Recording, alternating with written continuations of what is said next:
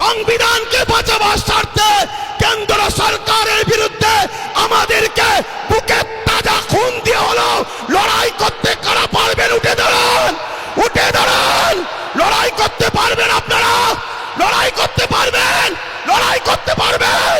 রাজ থেকে অঙ্গীকার নেন কেন্দ্র সরকারের পক্ষে কারো কথা এই বাংলার বুকে আমরা হতে দেব না। এতে আপনারা রাজি আছেন না নয়? রাজি আছেন না নয়? কেন আমার দেশের সংবিধান, আমার দেশের সংবিধান আমাদের কাছে আগে। আমার দেশের সংবিধানকে যে বুড়াগুল তুলবে, আমার দেশের সংবিধানের বিরুদ্ধে যে কথা বলবে, আমার দেশের সংবিধানকে যে মিটাতে চাইবে, আমরা তাকে মূল গোড়া থেকে মিটিয়ে দেওয়া রাজি আছে। এ লড়াই আমাদের জীবন মরণের লড়াই, এ লড়াই আমাদের বাচ্চাদের লড়াই। মুসলমান আমার কওমের ভাইরা, ওটা অন্য সমাজের মানুষের সঙ্গে ওয়াকাবলে নিজেরা বন্ধুর মতো আলোচনা করো, তাদেরকেও বুঝাও যে ভাই এ লড়াই কোনো হিন্দু মুসলমানের লড়াই নয়, এ লড়াই অন্য কোনো জাতি ধর্মের বিরুদ্ধে লড়াই নয়। এটা কেন্দ্র সরকার বিভাজন লাগাতে চাইছে। এ লড়াই আমার অধিকার, আমার যেটা গণতান্ত্রিক রাইট, আমার সংবিধানের রাইট, এই রাইটকে কেন্দ্র সরকার লুটছে, এটা মানুষকে বুঝাও। আজকে ওই যে কেরলের 1400 বছরের মসজিদ বলে দিচ্ছে 1400 বছর ধরে ভারতে মুসলমান ছিল, আজান ছিল, একামত ছিল, নামাজ ছিল। ওই যে গুজরাটের 1300 বছরের মসজিদ বলে দিচ্ছে ভারতবর্ষে মুসলমান ছিল 1300 বছর ধরে, আজান ছিল, নামাজ ছিল। তাই ঐতিহাসিক মসজিদগুলোকে বিরান করে কবরগুলোকে মিটিয়ে দিয়ে এরা সমাজকে দেখাতে চাইছে মুসলমান এদেশে নতুন করে এসেছে, তবে তো এনআরপি করে এনআরসি করে আমাদের তাড়াতে সুবিধা হবে। কথা বুঝছেন না, বোঝেন না? তাহলে একদিকে যেমন এটা আমার ধর্মকে মিটাবার ষড়যন্ত্র, অপর দিকে এর পিছনে পুরো ভারতের মুসলমানদের ঘরে নাগরিকহীন করে এদেরকে গণহত্যা করার একটা ষড়যন্ত্র চলছে। মনে রাখবেন, এই জায়গায় আমাদেরকে জীবনের শেষ নিঃশ্বাস দিয়ে হলো আমাদের ওয়াকফ, আমাদের মসজিদ, আমাদের মাদ্রাসা, আমাদের কবরস্থান, আমাদের ঐতিহ্য আমাদেরকে বাঁচাবার জন্য সংগ্রাম করে যেতে হবে। এতে আপনারা তৈরি আছেন না নাই বলুন? তৈরি আছেন তো নাকি? আর মনে রাখবেন, কেন্দ্রে আজকে যে সরকার আছে, কাল অন্যজন আসবে, পরশুদিন আবার কেউ চলে যাবে, অন্যজন আসবে। কত সরকার এসেছে, কত সরকার চলে গেছে, কত রাজ্য এসেছে, কত চলে গেছে।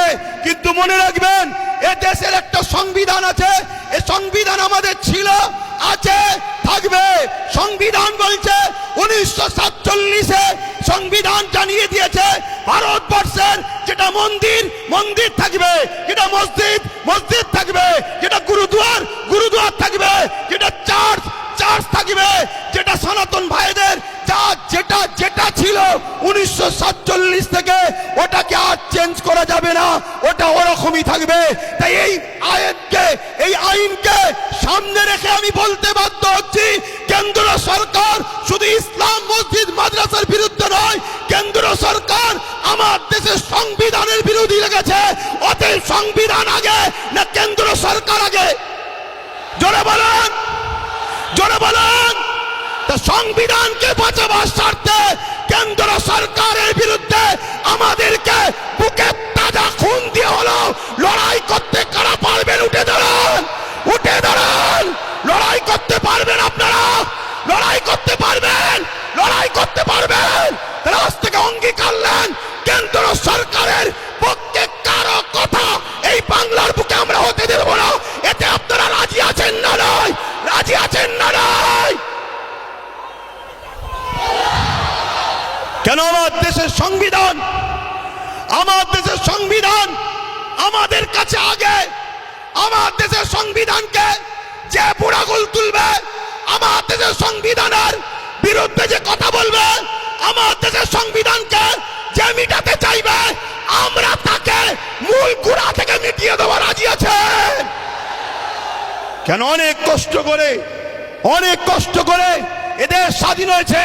হাজারো মুসলমান, হাজারো হিন্দু, হাজারো আদিবাসী, হাজারো দলিত, হাজারো শিখ পাঞ্জাবিদের রক্তের বিনিময়ে এ দেশ স্বাধীন হয়েছে।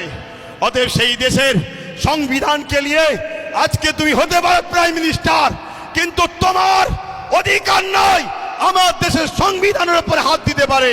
ঠিক না বেটি?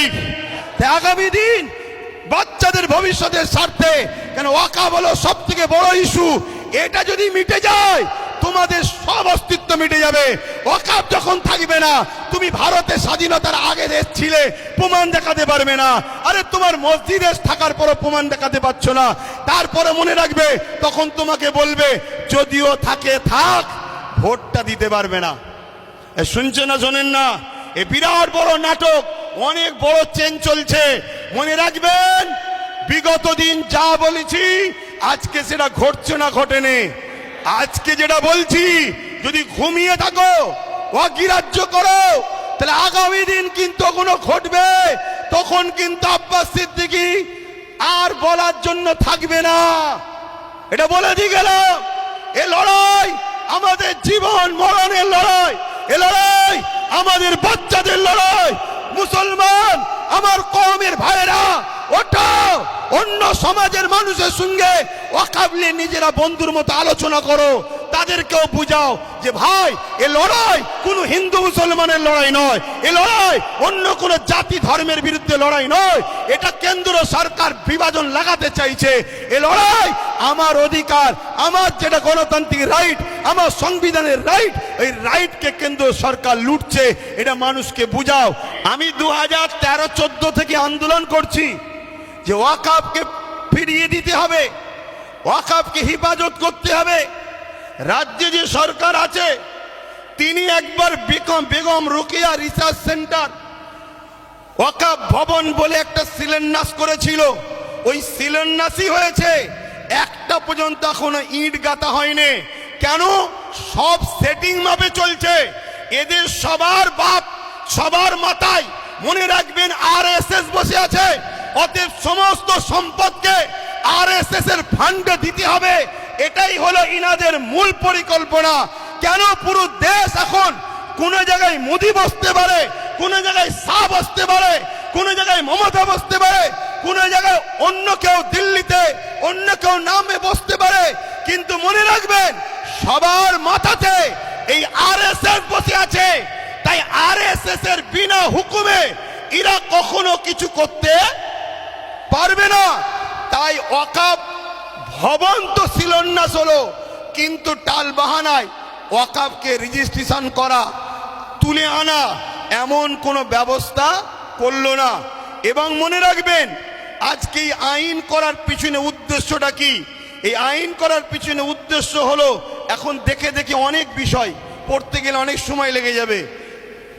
77 বছর ধরে কম বেশি সবাই খেয়েছে, এই টুকটুক টুকটুক করে সবাই খেয়েছে। কেন্দ্র সরকার চাইছে টুকটুক করে খেয়ে লাভ নাই, সব তো আমার হাতে, সব তো আমার হাতে। প্রধানমন্ত্রী আমার, স্বরাষ্ট্রমন্ত্রী আমার, সব আমার। কোর্টকে আইন অবশ্যই সম্মানের, কিন্তু কোর্টের মধ্যে অনেক জজও আমার, লয়ারও আমার। প্রেসার দিয়ে অনেক কিছু করে নেব। তার প্রমাণ হলো 1.5 ঘন্টার মধ্যে সাম্বালের মসজিদের জন্য আদেশ চাইলো, সঙ্গে সঙ্গে দিয়ে দিল। অথচ আমার কলিকাতার সেই বোনটা কোথায়? আরজি করেন কোথায়? আরজি করেন। আজকে সেই বোন ইনসাফ পেল না। 1.5 ঘন্টার মধ্যে মসজিদের তলায় কি আছে খোঁড়ার জন্য রায় পেয়ে যায়। এটা কি সেটিং ছাড়া অন্য কিছু হতে পারে? এটা সেটিং ছাড়া অন্য কিছু হতে পারে? এইভাবে কেন্দ্র সরকার দেখছে টুকটুক করে খেয়ে হবে না, টুকটুক করে নিয়ে হবে না। সবই তো আমার, প্রত্যেক জেলার প্রত্যেক রাজ্যের সিএমও তো আমাদের, প্রত্যেক জায়গার ডিস্ট্রিক্ট ম্যাজিস্ট্রেট শুরু করে সব দপ্তরই তো আমাদের। অতএব এই সুযোগে ওয়াকফ 2024 সংশোধনের নামে ওয়াকফ সম্পদকে পুরো কবজা করে নাও। 44টা 1995 যে আইন হয়েছিল তা থেকে 44টা চেঞ্জ করতে চেয়েছে। তার মধ্যে কয়েকটা রিপোর্ট আপনাদের বলছি। সর্বপ্রথম ধর্মের মধ্যে বিভাজন করতে চেয়েছে, বলতে চেয়েছে শিয়া সুন্নি দুটো বোর্ড হবে। বিজেপি চায় যত মুসলমান টুকরো